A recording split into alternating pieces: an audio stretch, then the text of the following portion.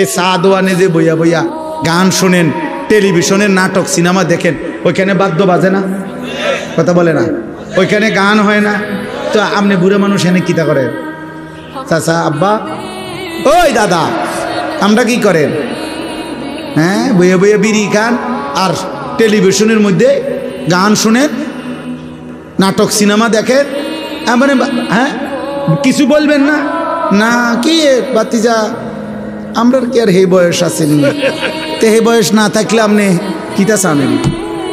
বয়সও নাই, গুনাও করেন, আপনি তো আসলে কইলাম না,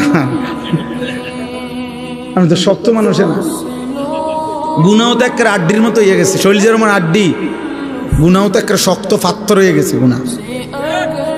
অতএব কোন বয়স্ক বাপ চাচাকেও বললাম, আল্লাহর ওয়াস্তে গানের আড্ডা থেকে বেঁচে থাকবেন ইনশাআল্লাহ। বলেন ইনশাআল্লাহ।